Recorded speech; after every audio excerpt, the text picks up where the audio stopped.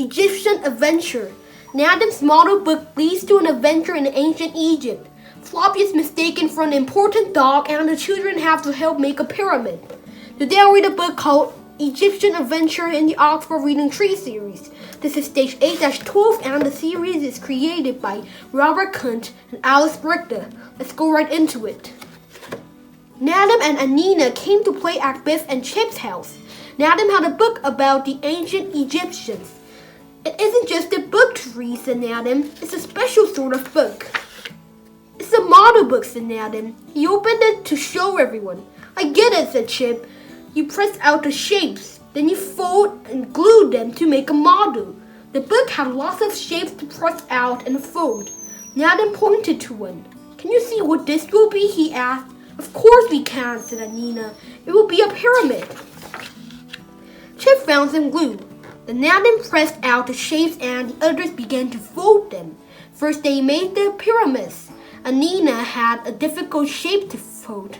This is the spinach, she said. They pressed out some tiny trees and people, but glued them all onto a sheet of paper. It made a scene of ancient Egypt. The children were pleased with it. I'm really pleased with the spinach, said Anina. At last the model was finished. It looked so good they called Mum upstairs to have a look. What a good job you made of it, said Mum. I like the pyramids and the spinach. The spinach was hard to make, said Anina. Floppy ran into the room. He didn't see the model on the floor and he trod on it with his big paws. He knocked over a tree and crushed the spinach. Oh, Floppy, everyone yelled. Floppy looked unhappy. He knew he had upset the children. Never mind, said Chip. It wasn't Floppy's fault. The spinach looks even better than before. Suddenly, the magic key began to blow. The key took the children back in time. It took Floppy too. It's not my day, thought Floppy. First, I get into trouble. Now, it's a magic adventure. The magic took them back to ancient Egypt. They were standing by a pyramid. The pyramid was still being built. Far off, they could see 2 more pyramids. This is amazing, said Nadim. I didn't think the pyramids were so big. Some people were pulling on long ropes. They were moving a big block of stone. That's amazing too, said Chip. I didn't know the pyramids were made with such big blocks of stone. Look over there, gasped Anina. She pointed to a huge stone spinach. Let's go and look at the spinach, she said. They all began to run towards it. Floppy didn't go with them. He had seen a cat. The cat hissed at Floppy. Floppy couldn't stop himself. He chased it. It leaped onto some blocks of stone. Floppy jumped up too, but the cat was too fast for him. Biff saw Floppy chase the cat. She called to the others. They all went back to get Floppy, but he was stuck on the blocks of stone. He couldn't get down. Oh, Floppy, you silly dog, said Biff. The children looked up at Floppy. He's a long way up, laughed Nadim. I'll just have to climb up and help him down, said Biff. Then a man ran over. He looked at Floppy and gasped. The man called to some people. They ran over to the children. At first they were talking and shouting. Then they all went quiet. What are they doing? asked Biff. Why are they looking at us like this? The people put their hands together and raised them in the air.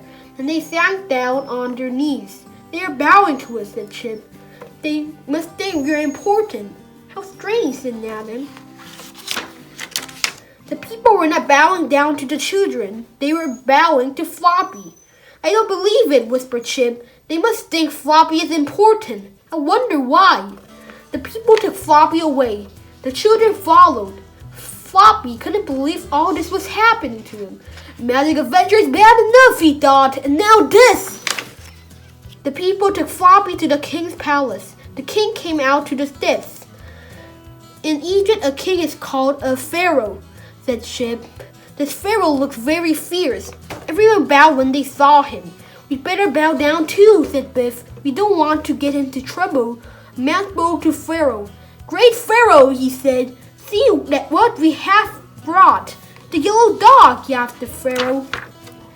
The Pharaoh took Floppy inside the palace. Then he clapped his hands.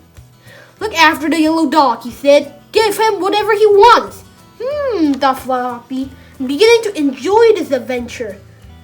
I just don't get it, said Biff. Why are they making this fuss of Floppy? The pharaoh clapped his hands again.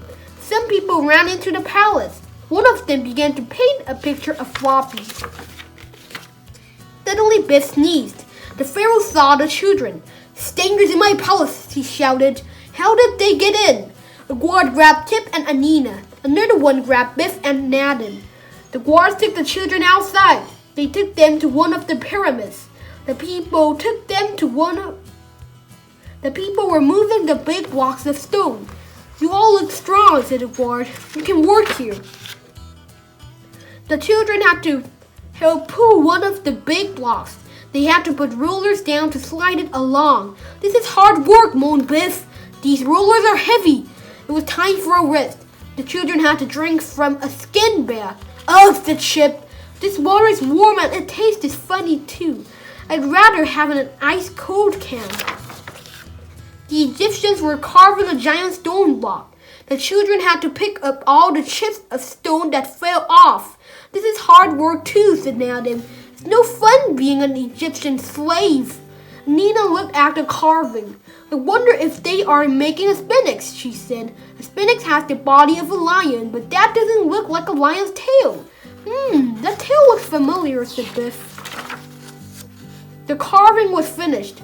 I said it looked familiar, gasped Biff. It isn't a sphinx at all. It's Floppy. At that moment, the pharaoh came to see the carving. Some Egyptians carried Floppy. Suddenly, the magic key began to glow. Floppy jumped down and ran over to the children. Come back, yellow dog, called the pharaoh.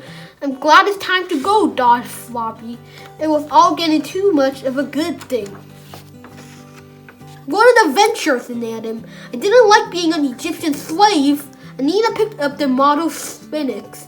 A sphinx has a lion's body and a man's head, she said.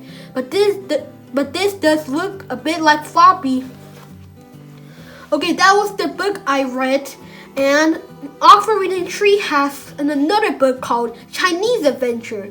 I also have a video on it, so please check on it. And also, I hope I can see you in the next one. Thank you, and take care.